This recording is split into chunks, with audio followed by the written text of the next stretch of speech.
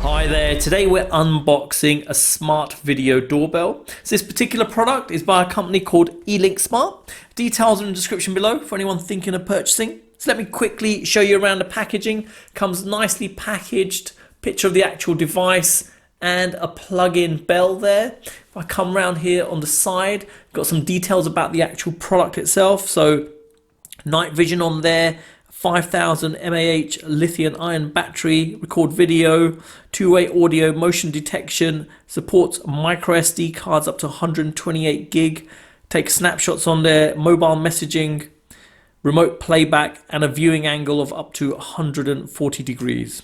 Okay, so if I come back to the back of it, another thing to mention, it only supports 2.4 gigahertz Wi-Fi, so 5G isn't supported, and picture quality wise it's 720p. Okay, come around here and on this side, so night vision and PIR range is 5 meters. Okay, let's open it up and see what you get in the packaging. Okay, so I've laid out all the items you get in the packaging, so let me quickly go through them. So 2 user manuals. The first one has details regarding the actual plug here that gives the actual doorbell sound in the house. So that's in a situation where you don't want to use your mobile, you just want to have the sound coming in to the house so you know someone's at the door. Okay, that's all in English, pretty straightforward. Okay, and then you've got the user manual for the actual video doorbell. Not too many pages for each one of these, so there's a number of languages in there, so for each one you've only got a few pages for configuring it, and quite straightforward. Okay, a card regarding the company and details of their website, Facebook and Twitter on there. Bag full of fixtures, so you've got some raw plugs there, got Allen key, some screws, and a tiny screw that just goes underneath to lock it into position on its actual mounting bracket. You've got a micro USB to USB charge cable for it, so the battery is within the device and that can be charged up at intervals. It says up to 3 months life, standby life, but obviously the amount of activity you get, it could greatly reduce. So the more activity you have being recorded and picked up by the device, obviously that's going to reduce the battery considerably. Okay, cable quality wise it's reasonable and length is 45 centimeters. Okay, so you've got a wireless chime here, so when the buttons press, if someone's at the door, this should ring to indicate there's someone there. So if you don't have your mobile with you, or if you've gone out and someone is home, they can still hear the doorbell going off. And I think it is useful if you do buy this video doorbell or any other video doorbell product, you always need a chime. I think you shouldn't rely on your phone every time just to answer it. Very useful to have. Okay, and the actual video doorbell itself, so reasonable size to it actually. Let me give you the dimensions of it. So height wise you're talking about 14 centimeters, width at the maximum you'd say 7.5, and the actual depth is with the actual mounting plate around just under 3.5 centimeters.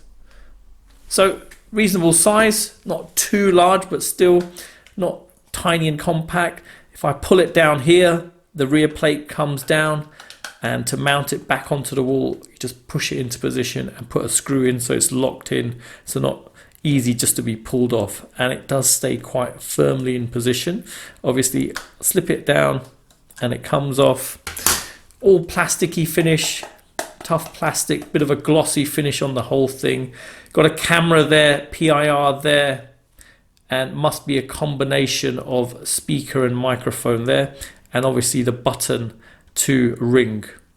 Okay, turning around, there's some connectors for the back plate there, and you've got a reset and power button, and obviously holes for the actual mounting plate where it sits into position, locks in. And if I go underneath here, you've got micro USB charge point and a micro SD card slot there.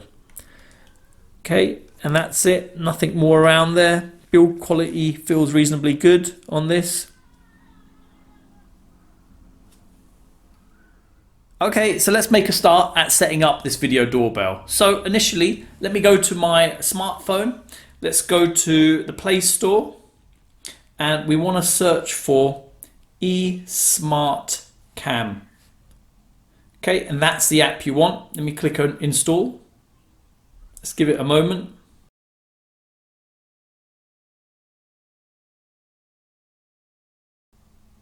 Okay, so now it's installed. Let's click open. Okay, and you're presented with this dialog. So this is where you have to register an account.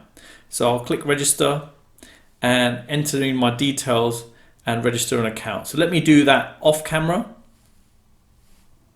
Okay, so I've registered an account and this is what you're presented with to log in. So I'm going to click the login button now. Okay, so the app started up and it wants access to the actual storage on the device, so we'll allow that. Okay, due to Android system limitation and for a better experience and security to receive push notifications in time, please manually set and give permission to APK self-start. Set it as protected pack to allow for background operation.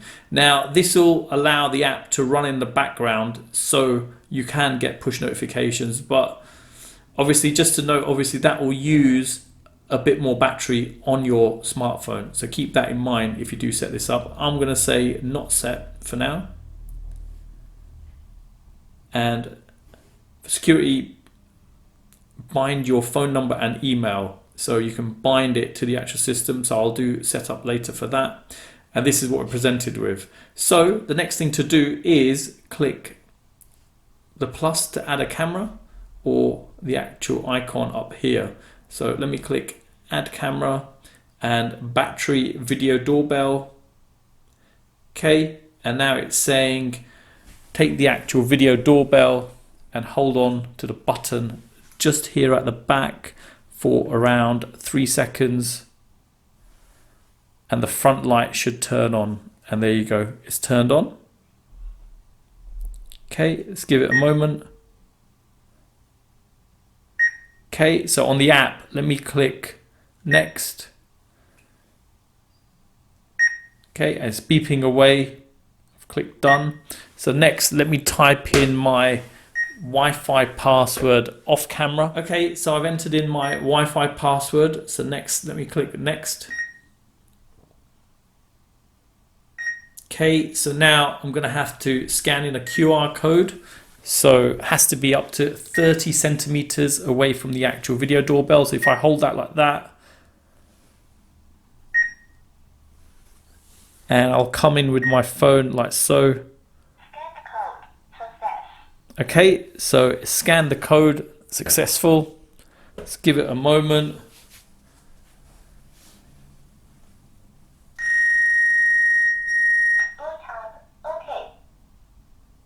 Okay, looks like it's worked, and there you go. It's added the actual video doorbell in, and let's click on it for a moment. So you can see some details there already in the call log. That's because I've already had a go at setting this up just to see it in action. So 18 is the first number in the corner just here, and total number of calls within 7 days, that's how many you've had. And just below that you've got device power, so that's 96%. Estimated days available, 162. That's on the current battery life. Okay, and if we look down below, you can see the calls accepted and the calls refused. Okay, next, if we click at the bottom where it says humanoid alarm, so that's where it's picked up if there was someone there. Let's go back again.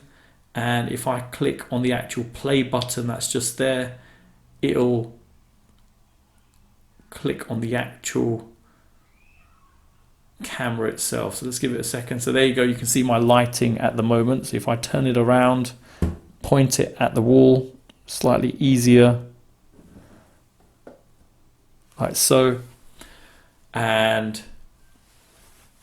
you can see you've got additional buttons. So you've got sound there, video, and if I take the actual volume up, Okay, screenshots as well, you can do that. You can reduce the picture quality to standard definition. You can zoom in as well, like so. Just to give you an idea, if I click here, it will go into full screen mode and you can see it even at a wider, clearer view. Let's go back from there, click on the corner here for settings. Okay, camera name, so you can name the camera if you wanted a different name. Camera information, IP address details and MAC address details. Basic settings, you can flip the picture horizontally or vertically. Set up time zone, so update time zone, let's do that now. Okay, night vision, automatic, and sensitivity is there. Okay, and then you've got prevent the screen flashing, so you can turn the actual refresh from 50 to 60. Okay, and if we carry on going, total capacity, there's no SD card currently on there. You can do a restart as well and unbind the device to remove it from your actual setup. Okay, and that's it, simple as that. So if I now go back again, that's what we're presented with. If we come down here at the bottom, you can see some of the alerts that have come through. Strange one here, humanoid alarm, crying detection, access records, call log. Let's click on them one by one. Crying detection is a bit of a strange one. Okay, then you've got call log, calls that have happened, unlock, record, and smart home alarm. Okay, date here as well, a calendar, so you can pick the date and go back and see what activities happened, for example, or alerts.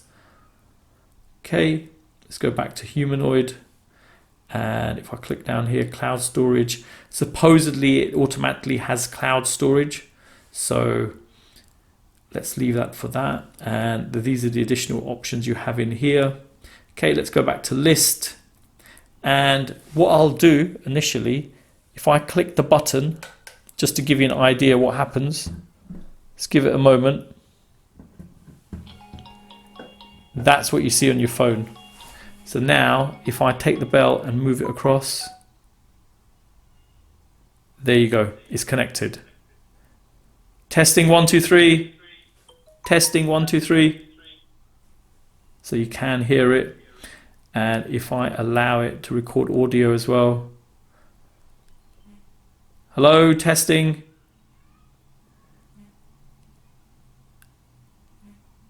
Hello, testing 1 2 3. Okay, let's try it one more time. Now, if I press that just to show. Okay, it's ringing now. Let's try again.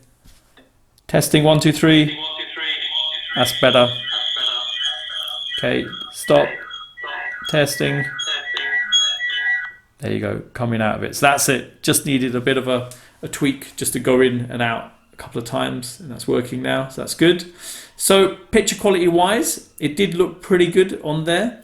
Now, one thing to note is you can't tweak the actual range on this. So it's set to 5 meters. So if there's activity up to 5 meters, then you will get alerted. So if you have a short drive or a short area in front of your house, everything will be picked up in front of it. And if you have a lot of foot traffic going past your property, a lot of it will be recorded and reduce obviously the time the battery is going to last. So you may have to regularly charge it up again. Okay, in terms of functionality, let's look at the actual recording side of things. So let me go back in there, connect to the camera. Okay, I'm going to hit record. So you can initiate your record by yourself as well. So if there was activity outside and you thought you want to record it, you can do it like that. If I stop it, and that will view on your local side of things. So you can see what's been recorded. Now, if I go for, let's go back, show it from here. You can share it with other people as well in your family. So that's quite useful. Playback here. So that's if you've got the actual micro SD card in there. Let's go back in there.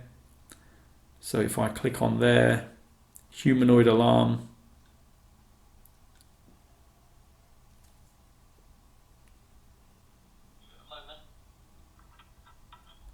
And there you go. That's been saved to the cloud. So that's quite useful. Okay, so next let me show how to install the micro SD card into the device. So I've got a small 2 gig card here, and I'm just going to bring the device like so, flip the card round, and it pushes in like so. And if I push it again, it comes out. So very straightforward.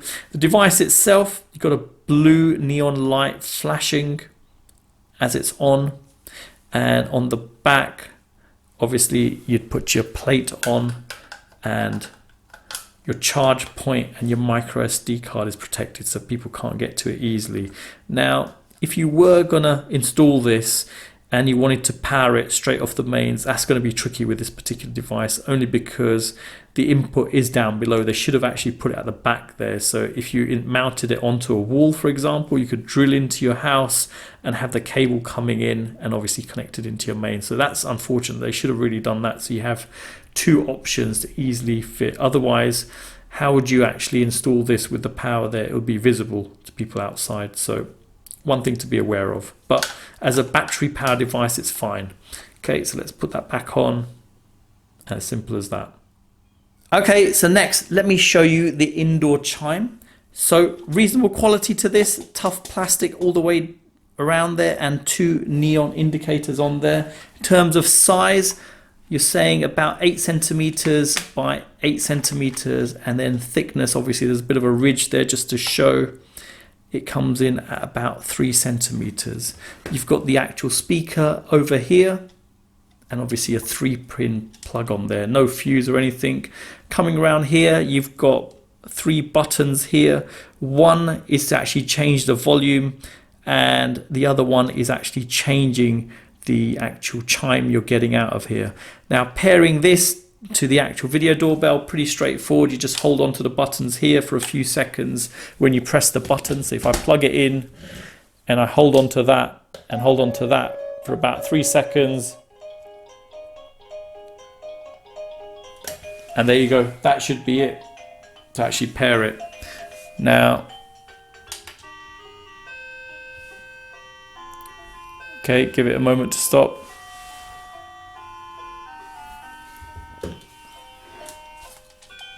Actually, let me give you the sound levels on this. So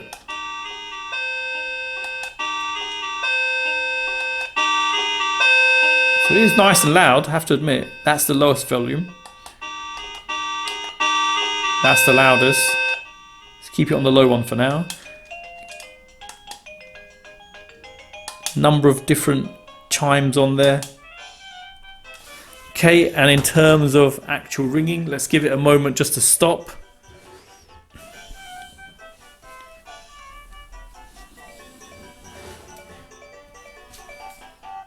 Okay, and if I now press the button, and there you go, it goes off. Turn the volume up.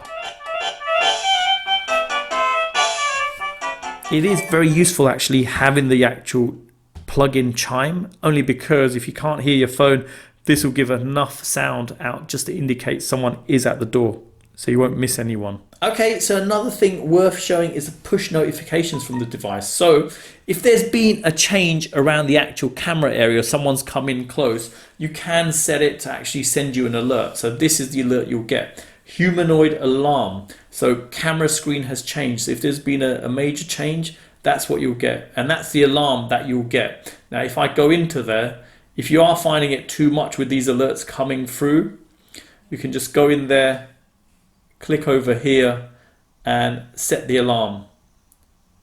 So you can turn that off so you don't get a short video of this. Now, if you did get the alert and you wanted to see it, just click on there for a second and humanoid alarm, and that's the alarms that have gone off.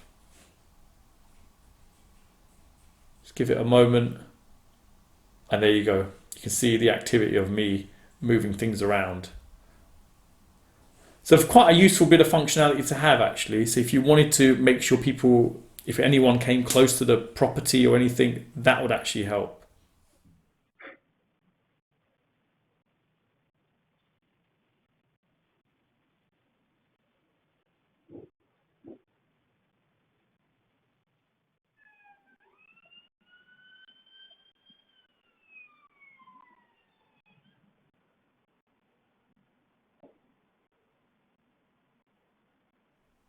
Okay, so you've seen the unboxing and setup of this video doorbell. Pretty straightforward and easy to set up. Nice, it comes with a plug-in chime as well, so you're not reliant on your mobile phone to notify you if someone's actually pressed the button.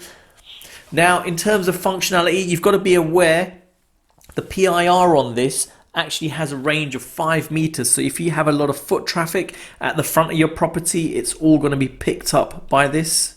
Now, that can be turned off, but if you do leave it on, be aware battery life will be reduced because it will be constantly coming on, making a recording and obviously uploading it to the cloud or onto the SD card. Now, in terms of actual cloud functionality, it comes with free 60-day trial of their cloud function. Now, this allows you to actually look back over 7 days. So, thing to be aware of that, and it is just a trial and you will have to pay a subscription going forward. So there you go. Hope it's helped anyone thinking of purchasing this. Details are in the description below. Thanks for viewing and don't forget to like and subscribe.